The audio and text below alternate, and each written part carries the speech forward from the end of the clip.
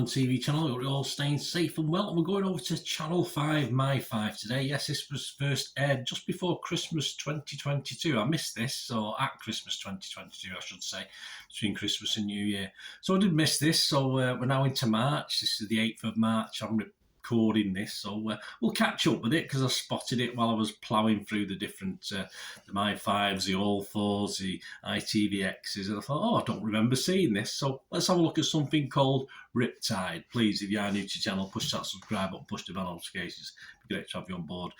Drama reviews, TV series, reality show reviews, films, everything, information blogs, and even the odd quiz thrown in as well. So hope you enjoy the channel and please check out all the stuff I've got on it. There's football element to it as well if I'm a Manchester City fan, so if that's of any interest, have a look at that. But as I say, there's lots of film and TV stuff. And if you are pushing buttons, if you can push that little like button, I'm trying to get not a big target, just 15 likes or thumbs ups for these vlogs, so if you can help me out towards that, I'll be very grateful. Right, Riptide, yes, 4 episodes. Let's get on with it because I'm late with it. 4 episodes, 44 minutes. A British-Australian psychological thriller series created by Jason Herbison and directed by Scott Major. And it was broadcast over 4 consecutive days from the 27th of December. I must have been busy at Christmas, didn't I? Yeah, a few things happened at Christmas might have stopped me watching this. From the 27th of December 2022 for 4 nights on Channel 5 in the UK. And as far as I can see, it's now on MY5 until 2026. So you've got no excuses. You can get over there and watch it. It's on there for a long, long time. So all these scores, as I said, and views are as at the 9th of March 2023. Internet Movie Database, Joe Public, yeah, just short of 400 scores and reviews left, and it's just getting a 5.4 out of 10, so a little bit below that 6 out of 10 I like to see for these sort of things. A couple of critics, Emily Watkins, she's from the magazine website she gave this 3 out of 5 and said certainly there was no shortage of narrative meant to sink your teeth into, while Riptide sometimes seems to have bitten off more than it could chew. So she sort of liked it, Emily. James Jackson from The Times, he gave it just 2 out of 5. He wasn't as impressed and said, Joe Joyner does furrowed brow to perfection, but this down-under drama of sun, surf and suspense is no eye-catcher. So what's it about? Well, it's about Alison, who's obviously played by Joe Joyner, has just married Australian Sean Weston for his money or love. Well, I think for love, isn't it? That's what we have to believe, although his family don't particularly think so. Both of their children struggle with the new family situation, and Alison's former husband wants her back. When Sean disappears during a morning surf, it's not clear that he got caught up in a riptide or if there is more to his disappearance. Yes, and there's the setting for the series, and it's certainly not all left to the final act of the final episode. We get to little clues and ideas all the way through this. There's maybe a couple of spoilers in this as well, guys. So if you've not seen it, I don't try not to give too much away, but yeah, it could be the odd word or thing I say, so please bear with me. And it stars Joe Joyner as Alison Weston, Peter O'Brien, not good to see Peter O'Brien again, as Sean Weston, Kieran Griffiths as Michael Lane, David Berry as Dan Burrell, Simon Cameron, 2 roles, Ben Turland as Ethan Weston, Asha Yazbinech as Hannah Lane, and Ali Fowler as Rachel Weston, and there's a few others as well. So on to my thoughts on this. I am gonna give it a score. I do. If I give something a score, it means at least it's sort of okay-ish.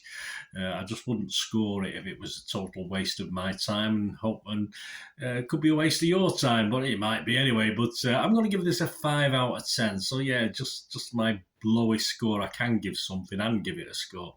As far as a thriller, perhaps it's more Neighbours and Home and Away drama, Coronation Street, Emmerdale, Brookside, Brookside, I'm going back in time, that sort of drama rather than a straightforward thriller. But it isn't necessarily a bad thing. It'll have its fans, it'll have its viewers, of course. It's a small, which is what I like. I think I like about police crime thrillers is there's a small cast. They get very confused when there's lots and lots of characters, and you only get a smallish cast in this, a mix of characters. ranging from, I won't say likeable, ranging from unlikable to detestable, actually. I didn't really like any of them, even the main protagonist, who I felt sorry for her, but I didn't particularly like her.